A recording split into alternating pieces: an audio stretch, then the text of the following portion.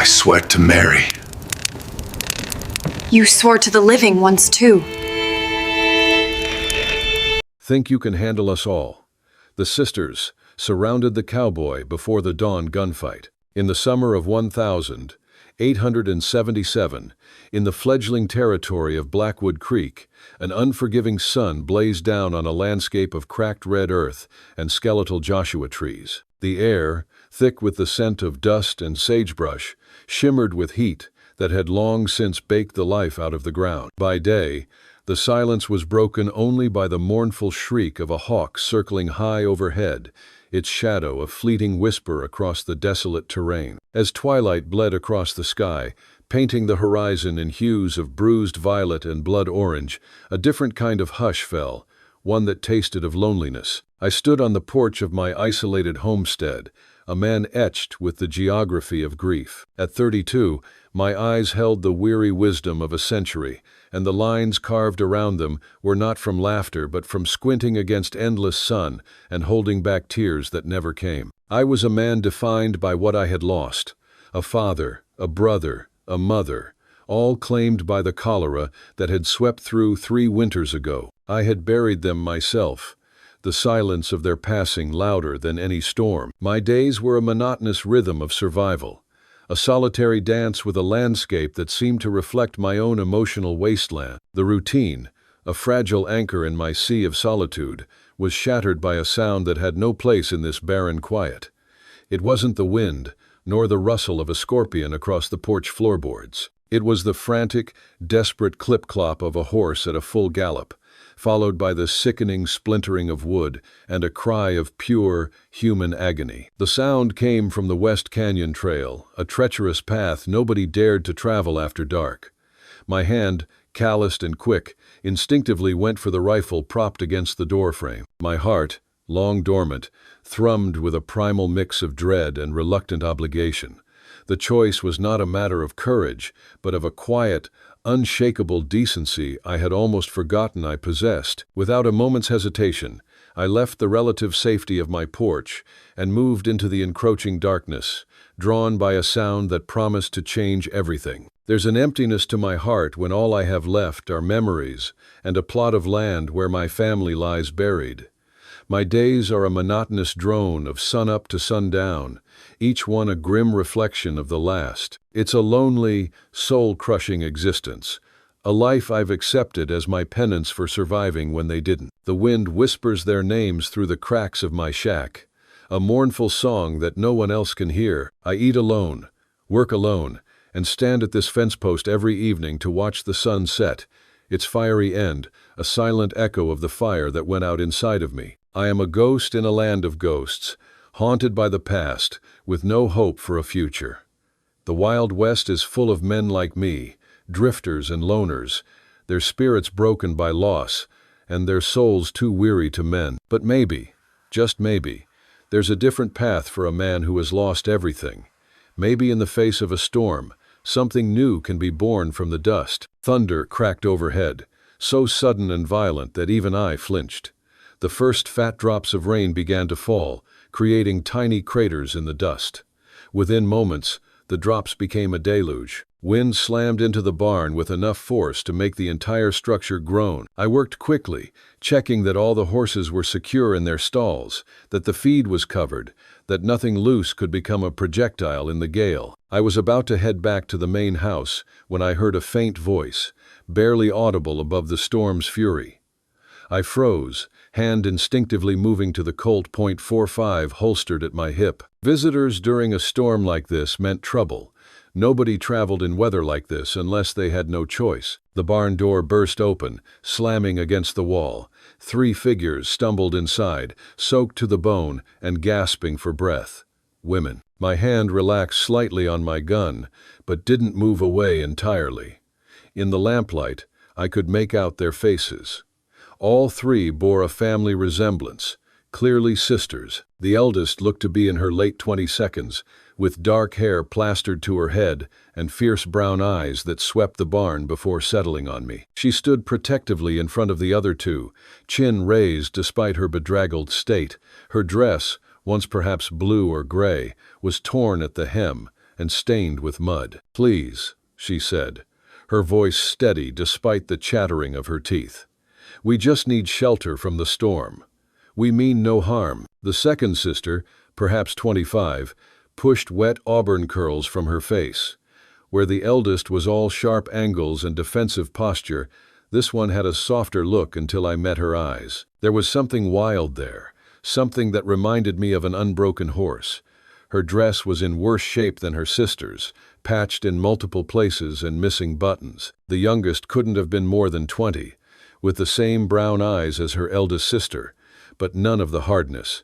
She clung to the middle sister's arm, shivering violently. Her pale blue dress might once have been fine, but now it hung on her thin frame like a shroud. I studied them for a long moment. Everything about them screamed trouble.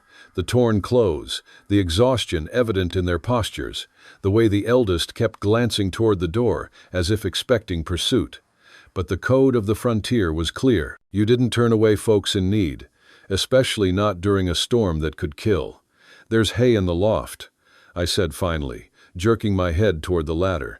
"It's dry up there. You can wait out the storm." The eldest sister's shoulders sagged slightly with relief. "Thank you. We're grateful. Name's Lucas Blackwood. This is my place." I didn't phrase it as a question, but the expectation hung in the air between us. The sisters exchanged glances. The eldest straightened. "I'm Delia. These are my sisters, Clara and Evangeline." False names. I was certain of it. The slight hesitation, the way Delia's eyes didn't quite meet mine when she spoke, but then plenty of folks in the territory had reasons for not using their real names. I myself had known men who'd left everything behind, including their identities, to start fresh in the unforgiving landscape of the West. "There's a pump out back for water," I said. "I'll bring some blankets from the house." "That's kind of you, but—" Delia began. "Wasn't a question." I cut her off. "You'll catch your death in those wet clothes." I left before she could protest further, jogging through the rain to the main house. Inside, I grabbed an armful of blankets and my mother's old medicine box.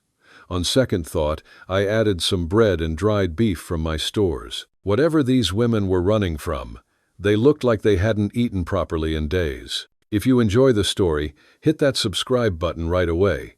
And if you don't, then just hit the like button anyway to keep more Wild West love stories coming. The air was thick with the scent of wet earth and pine, and a silence hung over the ranch that was far more unnerving than the storm's fury. The rain had subsided, leaving the world a slick, muddy mess, but the real storm, the one that had followed these women, was still out there. I had a feeling it would come looking, and when it did, it wouldn't be as polite as the weather.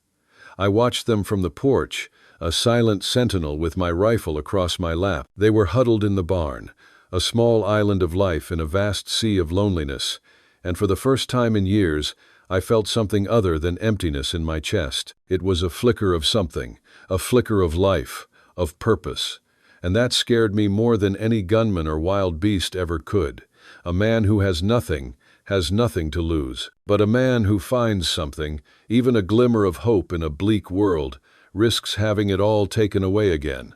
And I had already lost too much. I spent the night with the rifle in my hands, a cold comfort against the weight of my past.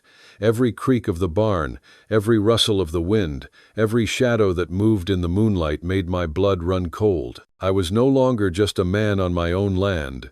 I was a guardian, a protector of 3 strange women who had stumbled into my life and turned it upside down. The moon hung fat and silver over the ranch, casting long shadows across the yard. The night sounds of the desert surrounded me, coyotes calling in the distance, the chirp of crickets, the rustle of small creatures in the brush. From the barn came low voices, the sisters talking among themselves. I'd given them space after supper, sensing they needed time alone. But curiosity and concern drew me from the house, not to eavesdrop exactly, but to keep watch. That's what I told myself as I settled onto an old crate near the barn door, far enough away to give them privacy, but close enough to hear if there was trouble. "We can't keep running forever," Clara was saying, her voice carrying clearly in the still night air. We're exhausted, Delia. Evangeline can barely keep food down, and you haven't slept properly in weeks. And what would you have me do? Delia's voice was tight with frustration. Wait for him to find us? You know what he'll do. Maybe we should have stayed and fought from the beginning. This from Evangeline, surprisingly. Maybe if we'd told someone. Told who? Delia's laugh was bitter. Sheriff Lawson? He's been in Croft's pocket for years. Judge Miller? He owns him too. Face it, Evangeline. There was no one to tell. Croft. I filed the name away. So, their pursuer had a name. At least that's not what I meant, Evangeline said quietly. I meant maybe we should have told someone what really happened that night. About Mama. The silence that followed was heavy with grief. I found myself holding my breath, the knife still in my hands. Telling wouldn't bring her back, Delia said finally, and it would have gotten us killed alongside her. We should tell him, Clara said suddenly. Lucas. He deserves to know what he's risking. Delia's response was immediate. The less he knows, the safer he island. You think Croft cares about that? Clara challenged. You think he'll just tip his hat and ride on when he finds out we've been here? You've seen what he does to anyone who helps us, which is why we leave tomorrow. You said 3 days. I lied. I heard movement, footsteps pacing. I'm tired of running, Clara said. I'm tired of looking over my shoulder, of jumping at every sound, and I'm tired of watching you carry this alone, Delia. I'm the eldest. It's my responsibility. We're not children anymore. Clara's voice rose, then dropped again. I can handle a gun as well as you. Better, maybe. And Evangeline's stronger than you think. I know exactly how strong Evangeline is, Delia said softly. I was there when Croft. Don't. Evangeline's voice was sharp. Don't talk about it. Not yet. More silence. I shifted slightly, trying to ease a cramp in my leg, and my boot scraped against the wooden crate. The voices in the barn stopped immediately. Who's there? Delia called out, and I heard the distinctive click of a hammer being cocked. Just me, I said, standing slowly and stepping into the moonlight where they could see me. Couldn't sleep. Thought I'd check on the horses. The barn door opened and Delia emerged, indeed holding a pistol, a Remington .44 by the look of it. She lowered it when she saw me, but didn't holster it. How long have you been there? Long enough, I admitted. Croft. That's who you're running from. Delia's jaw tightened. Behind her, Clara and Evangeline appeared in the doorway, their faces pale in the moonlight. You should go back to the house, Delia said. Forget what you heard. Can't do that. I moved closer, noting how Clara's hand had drifted to her hip where a knife handle protruded. So, they were all armed. Good. A man named Croft killed your mother, and now he's hunting you. That about right? The sisters exchanged glances. Finally, Clara spoke. Close enough. Why? Because we saw it happen, Evangeline said, her voice barely above a whisper, and because we ran instead of letting him do to us what he'd done to her. I felt something cold settle in my gut. I'd known men like this, Croft, men who thought their money and power gave them rights to whoever they wanted. He forced himself on her. She fought, Delia said, her voice steady, but her eyes bright with unshed tears. She always was a fighter, but he was stronger. And when she kept fighting, she couldn't finish. He killed her, Clara said flatly. Beat her until she stopped moving. Then he turned to us and said we'd be next if we didn't cooperate. So we ran, Evangeline added. That night, took his horse and what money we could find and ran. He's been chasing us ever since, Delia finished. 5 months now. Every town we stop in, his men show up within days. We've been living like animals, hiding, stealing when we had to. We're not criminals, Mr. Blackwood. We're just trying to survive. I studied them in the moonlight. 3 women driven to desperate measures, carrying the weight of their mother's death and their own narrow escape. No wonder Delia watched every shadow. No wonder Evangeline jumped at sudden sounds. No wonder Clara met the world with defiance. This Croft, I said slowly, big man, owns a lot of land. Half of Dustfall County, Clara confirmed. Maybe more by now. He's been buying up properties, forcing out smaller ranchers, those who won't sell. She shrugged, but the implication was clear. I nodded thoughtfully. I'd heard of such men, land barons who built their empires on blood and fear. And the law is his, Delia said bitterly. Bought and paid for. Think you can handle us all? Clara asked suddenly, echoing her words from that first night. But now I understood the weight behind them. This wasn't just about giving shelter to 3 women. This was about standing against a man who killed with impunity, who had the law in his pocket and an army of hired guns at his disposal. Yes, I said simply. Clara blinked, clearly not expecting such a direct answer. Just like that. My father used to say that evil flourishes when good men do nothing, I said. Been doing nothing for 3 years now, hiding out here, keeping to myself. Maybe it's time that changed. If you like Wild West love stories or Wild West stories, drop a bunch of 1 second, and your place in the comments for the Wild West Love channel. Tell me where you're listening from so I don't feel so alone out here. The air was heavy, not just with the threat of violence that lingered like a storm cloud waiting to break, but also with the unspoken weight of our shared pasts. Each of us carried scars that were not always visible, yet they marked us as clearly as any brand or bullet wound. I had seen that look in their eyes before, the same look of loss, of weariness, of grief, worn so long it had become another layer of skin. It was the same hollow stare that I met in the mirror every morning, the one that reminded me of everything I had lost and everything I still refused to surrender. We were all broken, each in our own way, but in that shared brokenness there was something strange, something unexpected. Instead of weakness, it bred resilience. Instead of despair, it gave us a bond. In those quiet, tense hours, I realized that the 4 of us, once strangers bound only by circumstance, had begun to form something that resembled a family, or at the very least, a unit strong enough to stand against the world. I was no longer just a lone cowboy drifting between regret and survival, and they were no longer just 3 desperate women fighting to outrun a past that hunted them. Together, we had become something else, a small, defiant fortress, braced against the storm of men and fate that tried to crush us. And in that unity, I felt a surge of something I hadn't allowed myself to feel in years, something dangerous but undeniable. Purpose. It rose up in me like fire through dry grass, frightening in its intensity but necessary if we were to endure what lay ahead. The days that followed blurred together in a rhythm of work, vigilance, and unspoken hope. Every dawn brought the same ritual.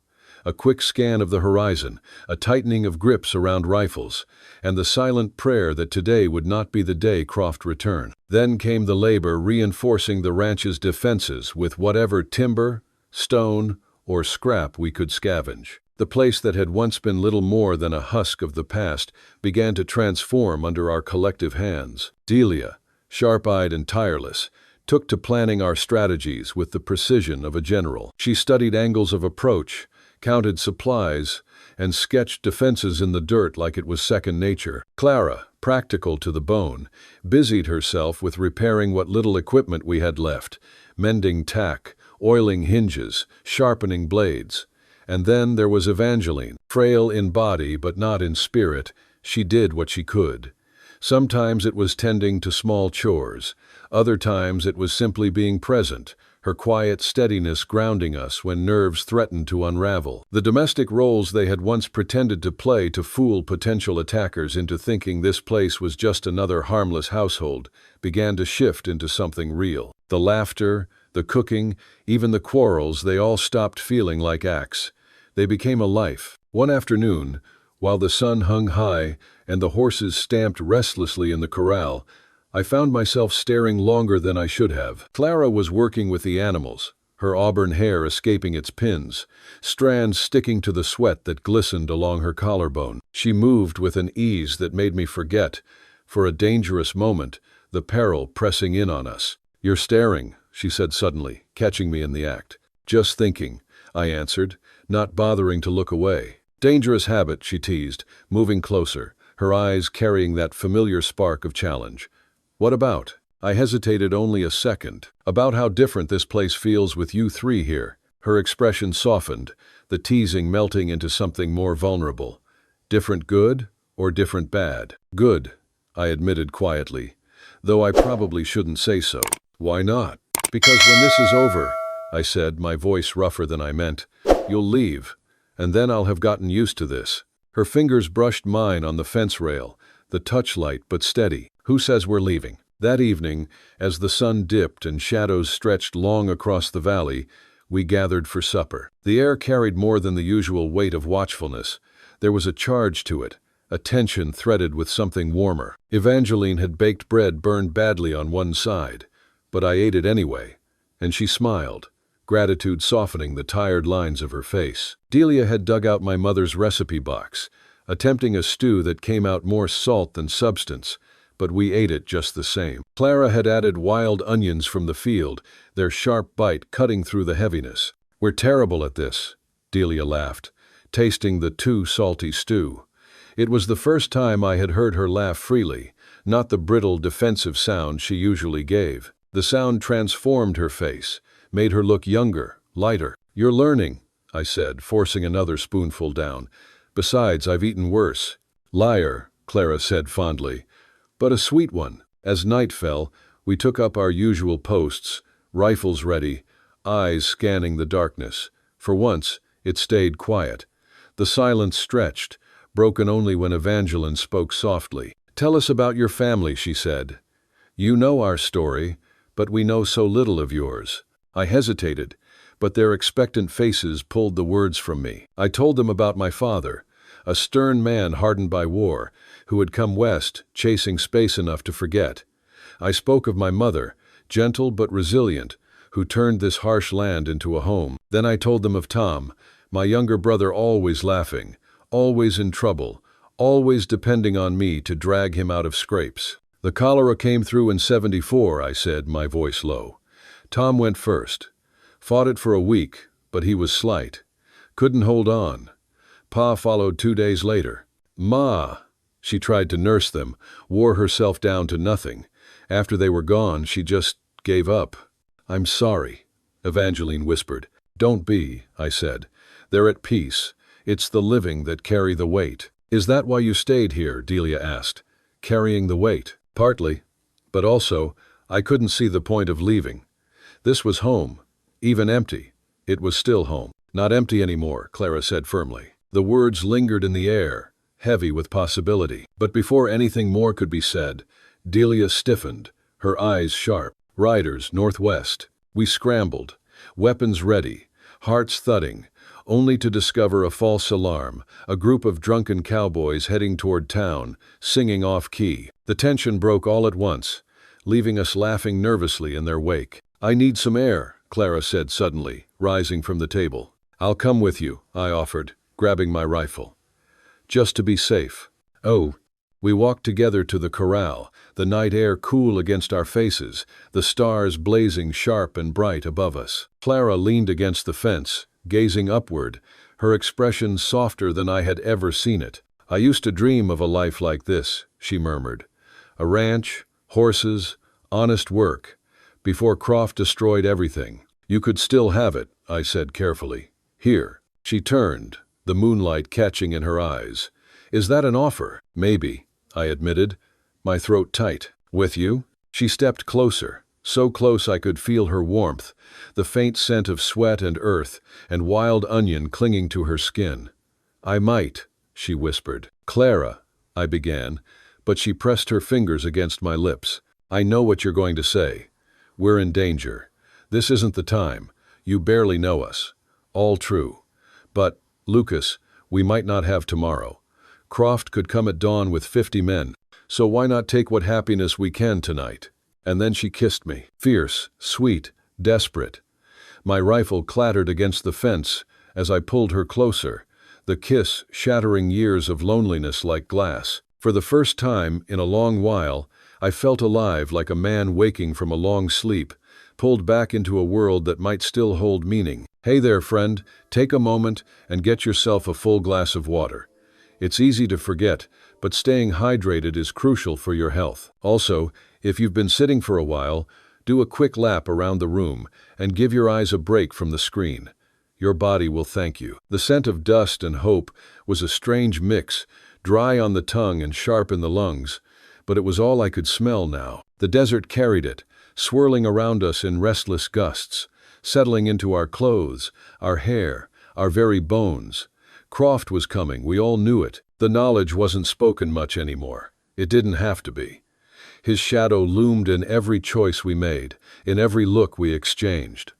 For weeks, fear had stalked us like a cold and constant companion. It lingered in the corners of every room, breathed in the silence before dawn, and haunted the space between heartbeats when the night grew too still. But something had changed. That fear, heavy and suffocating as it once was, had been pushed aside by another emotion, something warmer, bolder, almost defiant. It wasn't just the desperate need to survive anymore. It had become a promise, a whispered vow carried on the wind. This fight wasn't just about making it through the night. It was about a future, about choosing to stand, to claim something that was ours, no matter how much blood the ground demanded. The days leading up to his return had settled into their own rhythm, a strange mix of preparation and intimacy. We worked by day, side by side, repairing fences, stacking ammunition, digging firing lines, bracing doors. By evening we cooked together, sat around a lamp, or simply shared the silence, listening to the desert breathe outside our walls. It was a fragile kind of life, balanced on the edge of war, but it was still life. In those fragile moments, I found a kind of peace I hadn't known since before. The cholera took everything from me. Not the peace of solitude or surrender, but one rooted in shared purpose, in belonging. We were not bound by blood, but by choice, and that made us stronger. The hours before sunrise were always the longest. Every night I sat with the others, watching shadows stretch and shiver, my rifle balanced across my knees, each minute dragging out into an eternity. The mind plays tricks when darkness presses too close, every rustle a threat, every whisper of wind a warning.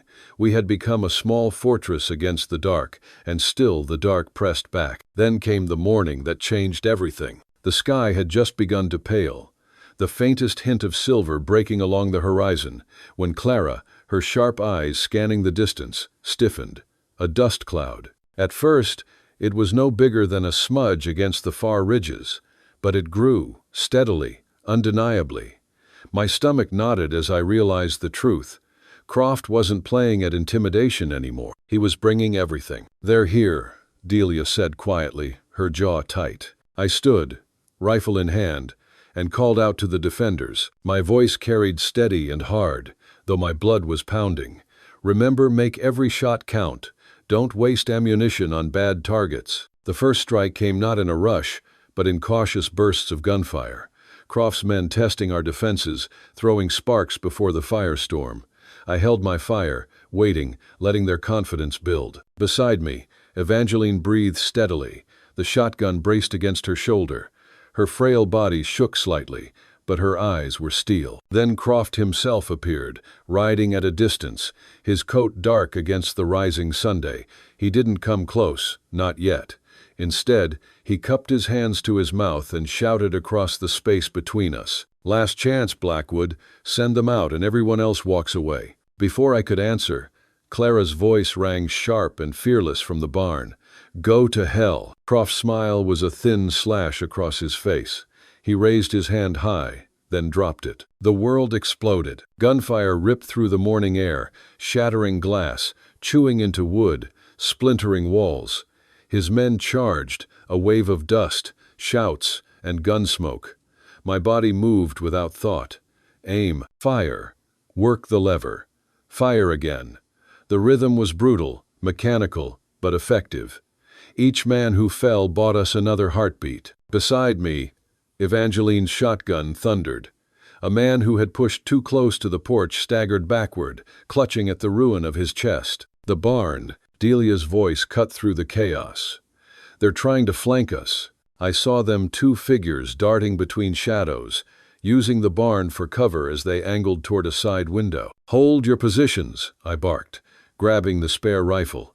Then I broke cover, sprinting out the front door, rolling behind the water trough as bullets whined past my ears. From there, I had the angle.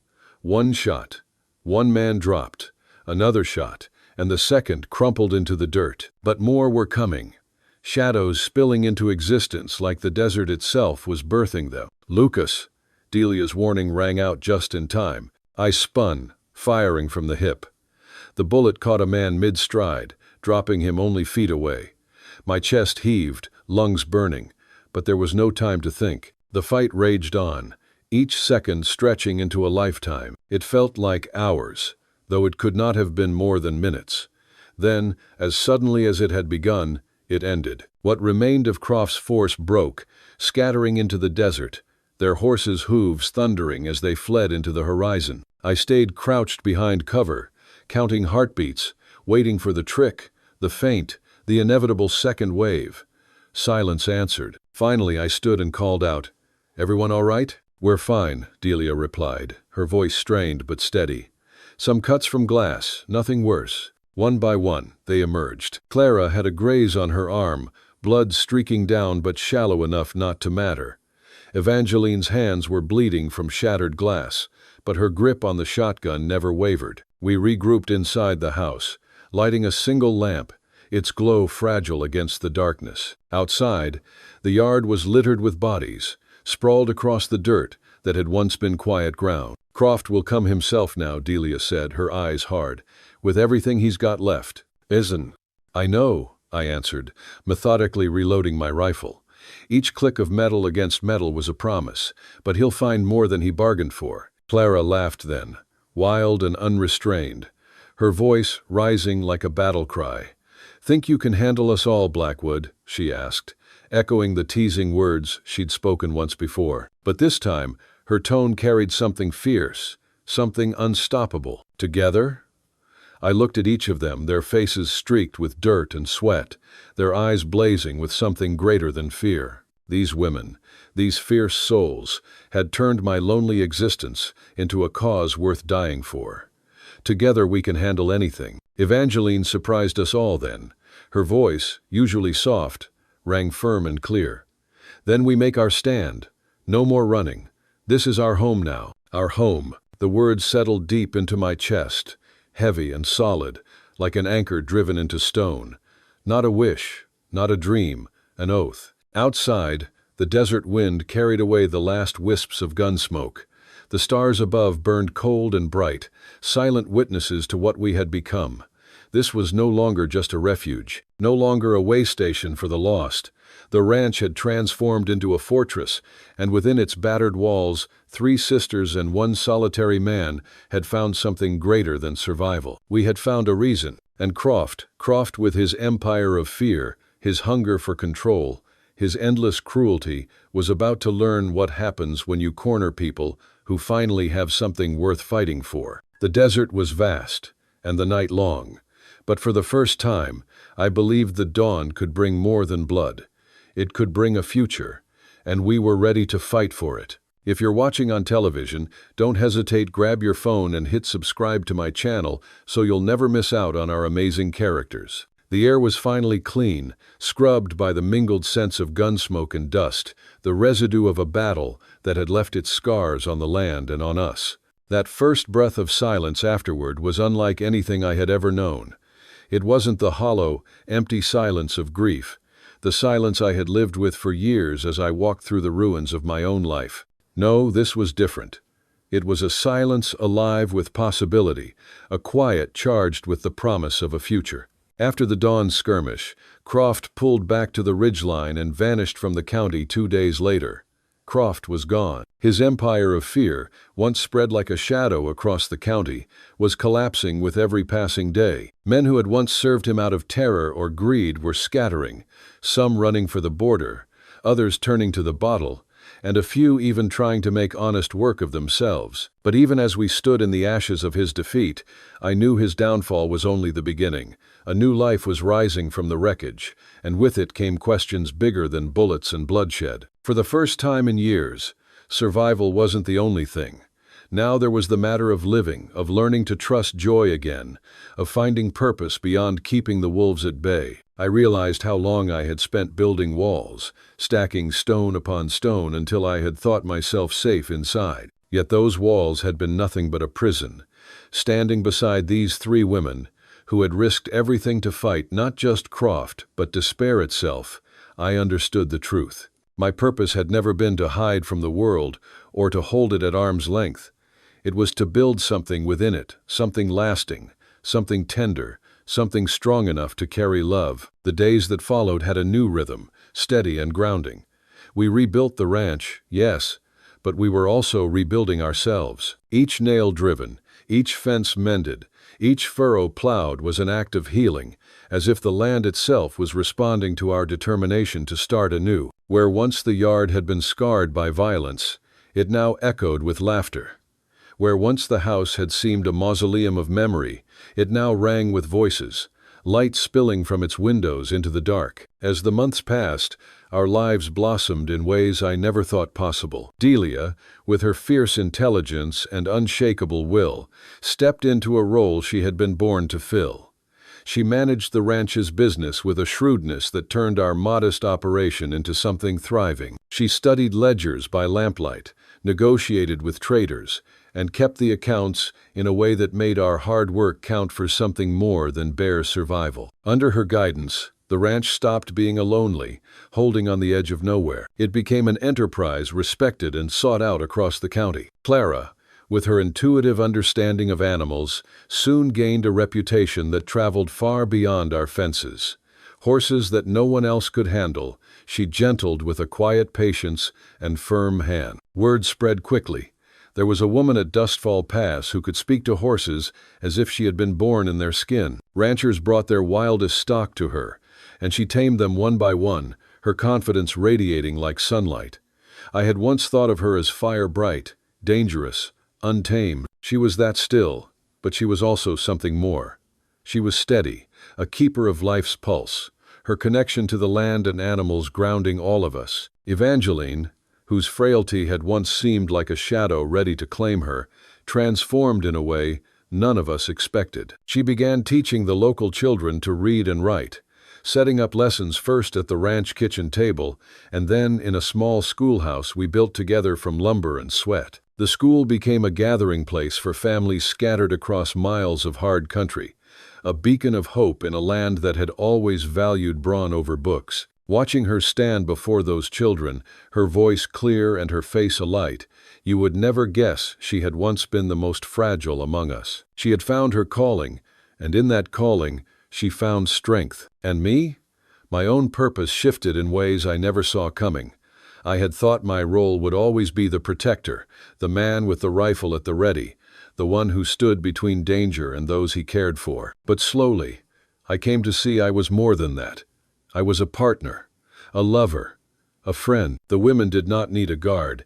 They needed someone who would stand beside them, share in their burdens, and laugh with them when the work was done. My life, once defined by loss and vengeance, began to take on a new shape. I had found love in this rugged land, not the fleeting passion of lonely hearts, but a steady, enduring flame that promised more than the next sunrise. The quiet life I had once longed for was no longer solitary. It was filled with laughter, with the clatter of hooves in the yard, with the shouts of children running from Evangeline's school to the corral to see Clara's latest horse. It was filled with Delia's voice calling out figures from her ledger, teasing me about the cost of nails or the price of cattle. It was filled with Clara's laughter, sharp and sudden, and Evangeline's softer, musical smile. This Wild West love was a healing balm, proof that even in the most desolate of places, something beautiful could grow if only you dared to tend it. So we worked, we built, we healed. The ranch became something far greater than a home for us alone. It grew into a beacon for others. Travelers came not just for trade, but for counsel, for help, for a place to start over. People who had been beaten down by the world found here a chance to rise again. Our home, once just a lonely refuge, became a symbol. It stood for peace, for second chances, for the stubborn belief that life could be better than what had come before. If you've made it this far, I know you're a true fan of WWL. From the bottom of my heart, I wish your day is filled with health and happiness, and may a little stroke of luck find you in the next 15 minutes. Don't forget to share it with me in the comments. I often caught myself standing at the edge of the porch at dusk, watching the horizon, listening to the wind sweep across the open land. And in those moments, I thought of all the ways my life had turned, the winding road that had carried me